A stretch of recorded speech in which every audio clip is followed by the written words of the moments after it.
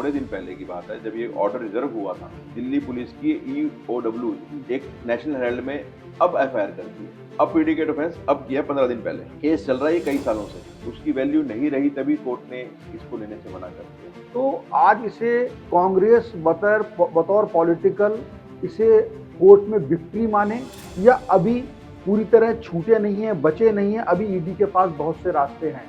Case अपने logical and तक जाना चाहिए, इसकी लॉजिकल एंड यहीं तक ही थी, तो बार बार आप उसको नहीं कर सकते। अब 3 साल से ये चल रही थी, अब रेट्रोस्पेक्टिव में दोबारा क्या करेंगे वो तब ईडी को ही पता, ईडी क्या करेगी। नमस्कार, आप देख रहे हैं वन इंडिया में, हूं शिवेंद्र गौड़।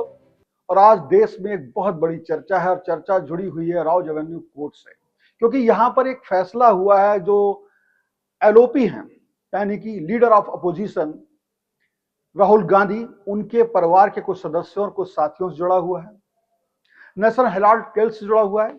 उसमें आज यहाँ की अदालत ने एक खास किस्म की चार्जशीट को एंटरटेन करने से इनकार कर दिया। हमारे साथ हैं विजय बिश्नोई, जो इस केस से जुड़े भी रहे हैं और यहाँ की जो बार एसोसिएशन है उसके ऑनरी सेक्रेटरी भी हैं। स्वागत है विजय जी आपका। आपको सबसे पहला सवाल ये कि इस आदेश को सबसे पहले कैसे टेक्निकली कोर्ट की मतलब जो अदालती नजरिए से कैसे देखा जाए? देखो सर, इस केस से मैं डिफेंस की तरफ से इनिशियल टाइम से जुड़ा हुआ हूँ। जब ये पटियाला हाउस कोर्ट में चल रहा था तो मैं सीनियर एडवोकेट रमेश गुप्ता जी के साथ, सुमन दुबे एक्यूज हैं इसमें, एक वन ऑफ द एक्यूज, उनके ये अपीयर भी हुआ हूँ कई मौकों पे। उसके बाद ये जब सारी कोर्ट्स यहाँ पे शिफ्ट हो गई MP MLA की राउज एवेन्यू डिस्ट्रिक्ट कोर्ट में, तो ये मैटर यहाँ चल रहा था।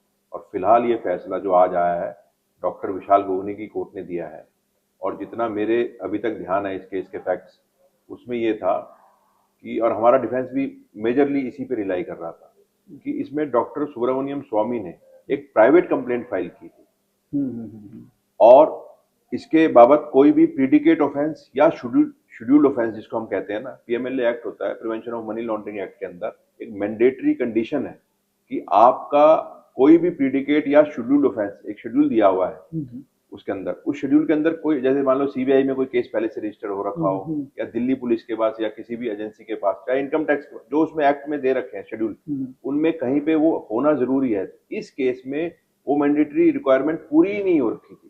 तो अभी मैंने जजमेंट पढ़ी नहीं है, बट अगर वो आया हुआ होगा तो चार्ज पे डिस्चार्ज इसी वजह से उड़ाया होगा इस चीज को, कि ये बनता ही नहीं है, मेंटेनेबल ही नहीं है, क्योंकि आपने वो मैंडेटरी रिक्वायरमेंट ही पूरी नहीं कर रखी। यानी कि मैं एक सामान्य व्यक्ति की भाषा में समझूं तो केस को यहां तक लाने के लिए जो स्टेप उठाने चाहिए थे उसमें से कुछ बड़े स्टेप स्किप कर दिए गए थे। हाँ, और ये तो लॉ की बेसिक रिक्वायरमेंट थी कि ईडी स्टेट अवे पिक्चर में आ ही नहीं सकती, बल्कि ईडी को इस पे कॉग्निजेंस लेके चार्जशीट फाइल नहीं करनी चाहिए थी, कोर्ट का समय नहीं खराब करना चाहिए था। ईडी इतनी बड़ी एजेंसी है, प्रीमियर एजेंसी हो रखी है आज के टाइम में, मैं तो इसको पॉलिटिकली मोटिवेटेड ही कहूंगा, क्योंकि आप इसको ऐसे समझे कि जब उनको, ईडी को इतना नहीं पता कि प्रीडिकेट ऑफेंस नहीं हो रखा, शेड्यूल ऑफेंस नहीं है, तो आप इसमें एंटरटेन करके कोर्ट में कैसे फाइल करोगे इस कंप्लेंट को? बिल्कुल। तो इसको ऐसे भी समझा जा सकता है कि मैं ये मानने को तैयार नहीं होऊंगा, या आप भी नहीं हो रहे हो, कि इतनी बड़ी एजेंसी है उसमें कानून के ज्ञान का अभाव तो नहीं होगा। कहीं ना कहीं जब हम बहुत जल्दी में करते हैं और केस को बनाते हैं, मतलब होता नहीं है, हम कोई स्टोरी तैयार करते हैं, तो स्टोरी अगर हम पूरे फैक्ट एकत्र नहीं करते हैं तो कहीं ना कहीं हमसे वो, जैसे मैं ही हूं, मैं यहां से, आप मुझसे पूछो कि शिवेंद्र कहां से आए, तो मैं कहूं मैं इस रोड से आया, मेरे सामने यहाँ चेकिंग हुई, मैं यहाँ आया। और अगर मैं झूठ बोल रहा हूं, मैं किसी चोर दरवाजे से आया हूँ, तो मेरा वो सीक्वेंस ऑफ इवेंट जो है वो गड़बड़ा जाएगा। और वही यहाँ पर कहीं ना कहीं वो स्टेप मिस हो रहा है। हाँ, वो स्टेप मिस है सर। मैं आपको एक उदाहरण दे देता हूँ। अभी जो थोड़े दिन पॉपुलर केस रहा, लीकर स्कैम जो चला, जिसमें CM को भी अरेस्ट किया था, अरविंद केजरीवाल को, उसमें आप देखोगे पहले CBI ने एक केस रजिस्टर किया LG के उस पे, तो CBI ने 17 तारीख के आसपास, शायद इतना मेरे ध्यान है, केस रजिस्टर किया था। एक आध दिन के बाद ईडी ने उस पर कॉग्निजेंस लेके कर लिया, ECIR रजिस्टर कर लिया। वो कर सकते हैं क्योंकि पहले प्रीडिकेट ऑफेंस CBI ने रजिस्टर कर लिया। वाइसी वर्सा नहीं हो सकता कि ईडी ने पहले कॉग्निजेंस ले लिया, बाद में प्रीडिकेट ऑफेंस हो रहा है, उल्टा नहीं हो सकता। इसीलिए इस केस में प्राइवेट कंप्लेंट के ऊपर था ये, इसीलिए बेसलेस है। मेरे को लगता है, इसको मैंने पढ़ी नहीं है जजमेंट, जो भी ऑर्डर आया पढ़ा नहीं है आज का, पर मुझे ये ऑर्डर कब तक आ जाएगा आप लोग बीच में? वो भी तो नेट पे डाउनलोड हो जाएगा सर, अभी शाम तक सारी अपने आप में जल्दी से जल्दी अपलोड कर देती है, जैसे भी रिक्वायरमेंट है, पर ऑर्डर मेंटेनेबिलिटी पे ही आने की उम्मीद है, क्योंकि मोटा मोटा आदेश ये है कि हम इसको नहीं देखेंगे, आप जाइए, वापस भेज दिया एक तरीके से, सामान्य भाषा में। पर एक चीज और हुई है इसमें डेवलपमेंट, जो कम ही लोगों को पता है। अभी थोड़े दिन पहले की बात है, जब ये ऑर्डर रिजर्व हुआ था, उसके बाद दिल्ली पुलिस की EOW इकोनॉमिक ऑफेंस विंग ने एक नेशनल हेराल्ड में अब FIR कर दी है। अब प्रीडिकेट ऑफेंस अब किया 15 दिन पहले, केस चल रहा है कई सालों से। तो उसकी क्या वैल्यू रह जाएगी अब? उसकी वैल्यू नहीं रही, तभी कोर्ट ने इसको लेने से मना कर दिया। जितनी मेरी समझ है आज तक की लॉ की, इसकी कोई वैल्यू नहीं है, बाद में ये रेक्टिफाई नहीं हो सकता। बाद में नहीं हो सकता। तो क्या माना जाए कि राहुल गांधी, उनके अन्य साथी जिसमें उनकी मां भी हैं, और ये आपने सुमन दुबे बताया, कई कंपनीज भी हैं, 2-3 नाम हैं, तो उन सबके नाम भी हमारे पास अभी हम स्क्रीन पे दिखाएंगे दर्शकों आपको, कौन कौन से लोग हैं वो सारा दिखा देंगे, क्योंकि इतना लंबा बात करके उनके बताने का फायदा नहीं, क्योंकि मुख्य जो बात है वो LOP यानी कि जो राहुल गांधी हैं उनको लेकर ही पूरी राजनीति चारों तरफ से। तो इसको अगर राजनीतिक नजरिए से भी, चूंकि आप जुड़े रहे हैं तो उन लोगों से आप मिलते भी रहे होंगे, तो आज इसे कांग्रेस बतौर पॉलिटिकल इसे कोर्ट में विक्ट्री माने, या अभी पूरी तरह छूटे नहीं है, बचे नहीं है, अभी ED के पास बहुत से रास्ते हैं? देखो सर, रास्ते तो हर कोर्ट का, जैसे आज यहाँ से आया है, स्पेशल जज की कोर्ट है ये PC एक्ट के, इसके बाद आप हाई कोर्ट में इसको डाल सकते हैं, डिवीजन में जा सकते हैं लॉ में। लेकिन सर जब आप बता रहे हैं कि उसमें एक, चूंकि लॉ तो लॉ के हिसाब से चलेगा कि अगर कहीं पे कोई प्रक्रिया पूरी नहीं हुई है, उससे मुकदमा बन ही नहीं रहा है, वो ये कोर्ट हो या कोई कोर्ट हो, कोर्ट का नियम तो सब, लॉ तो सेम रहेगा, जा सकते हैं। तो क्या लगता है वहां भी बदल जाएगा निर्णय या कुछ? निर्णय देखो उसके बारे में तो मैं कोर्ट के कुछ नहीं कह सकते, जल्दी हो जाएगी, हाइपोथेटिकल सिचुएशन है। बट हाँ, उसके बाद जाने के बाद उनके पास प्रोविजन है, ED इसको चैलेंज कर सकती है। चुनौती तो है ही, चुनौती तो जिसको फांसी हो जाती वो भी सुप्रीम कोर्ट तक करता है। चुनौती देने का हमारा कानूनी प्रावधान देता है, वो तो अच्छी बात है, होना भी चाहिए। हाँ बिल्कुल। लेकिन बतौर एडवोकेट, जिस सीनियर एडवोकेट भी हो आप, काफी केस देखे और केस से आप बता रहे हो वहां से यहाँ तक जुड़े रहे, तो आपको एक इसमें आशा क्या लग रही है? केस इसी तरह गिरेगा कोर्टों में जाके? लगभग उम्मीद ज्यादा है इस बार। तो मैं तो कहता हूँ हर केस अपने लॉजिकल एंड तक जाना चाहिए।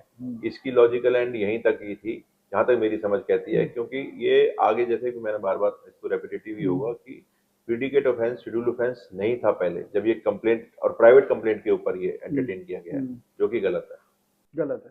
तो अब ED के पास एक रास्ता तो आपने बताया हाईकोर्ट जाने का है, दूसरा किसी तरह की जो आप कंप्लेंट बता रहे हो वो उपयोगी कर सकती हुई प्राइवेट जो शिकायत की थी उसको हटा करके अब उस कंप्लेंट का उपयोग करके जा सकती है हाईकोर्ट में? तो बार बार आप उसको नहीं कर सकते ना, 3 साल से ये चल रही थी, अब रेट्रोस्पेक्टिव में दोबारा क्या करेंगे वो तब ED को ही पता है ED क्या करेगी। बट जो अभी हुआ, इस पे कोर्ट ने फैसला दिया है, आज तक की सिचुएशन में मेरे हिसाब से कोर्ट ने बिल्कुल सही फैसला दिया है, अगर मेंटेनेबिलिटी पे दिया है। तो बिल्कुल इस तरीके से जो बताया उसका मैं जो समझ पा रहा हूं, अगर मैं कहीं गलत हूं आप मुझे टोकिएगा, जो मैं समझ पा रहा हूं कि अब इससे एक तो पॉलिटिकली ये साफ हो जाएगा, पॉलिटिकली एक नैरेटिव अगर बात करें, साफ की मैं बात नहीं कहता कि कोर्ट आगे क्या फैसला कर दे मुझे नहीं पता, लेकिन एक नैरेटिव गढ़ने में कांग्रेस ये सही साबित होगी कि उनको कहीं ना कहीं इरादतन ED के माध्यम से फंसाया जा रहा है पॉलिटिकली दबाव डालने के लिए, और ये इसलिए कोर्ट से इस तरह की चीजें आती हैं। हालांकि ये भी सच है कि रास्ते और भी हैं, कानूनी दांव पे चलेंगे, लेकिन नैरेटिव के मामले में कांग्रेस की ये जीत है। देखो जीत है, जिसको भी 2 पार्टियां कोर्ट के आगे आती हैं, जिसके फेवर में कोई फैसला अभी तक के मामले में किसी के फेवर में आते हैं, हम रोज आते हैं, आज हमारी बेल हो गई, ग्रांट हो गई, हम खुश होते, क्लाइंट खुश होता है, और नहीं होती, रिजेक्ट होती है, तो वो आ गया हायर उस पर जाता है और खुशी रहता है। तो वो जो फैसला आया है कांग्रेस के फेवर में आया है, तो निश्चित तौर से वो खुशी होंगे। वहां बीजेपी, हालांकि ये कह रही, बीजेपी के नेता इसमें बात कह रहे हैं कि टेक्निकली ये एक गलती हुई है जिसकी वजह से ED नहीं है, लेकिन वो पाक साफ नहीं है राहुल गांधी, और जो मामला है वो उसमें उनका फंसना तय है। उस पर तो हम क्या बोले, बीजेपी क्या कह रही है या कांग्रेस क्या कह रही है, मैंने तो आपको लीगली बता सकता हूँ। कोई भी पार्टी है, हमारा जो क्लाइंट बनेगा हम सबको वेलकम। बिल्कुल, तो ये बिल्कुल एक अधिवक्ता की बिल्कुल साफ सुथरी सी बात है, और ये होनी भी चाहिए कि हम आए भी हैं इसलिए। अगर ये बात हमें करनी होती, पॉलिटिकली समझना होगा, तो हम फिर पॉलिटिकल लीडर्स के पास भी जाएंगे, लेकिन जो उसका तकनीकी कानूनी पक्ष है उसको, जैसा वकील साहब विजय बिश्नोई जी ने समझाया, तो वो यही है कि कहीं ना कहीं ED से एक बड़ी चूक हुई है, और वो चूक उनके स्टेप यानी कि कहीं ना कहीं उस कहानी को गढ़ने से जुड़ी मानी जाएगी और आज कांग्रेस निश्चित तौर पे खुशी मना सकती है। फिलहाल इस वीडियो में इतना ही। बहुत बहुत धन्यवाद। Subscribe to One India and never miss an update. Download the One India app now.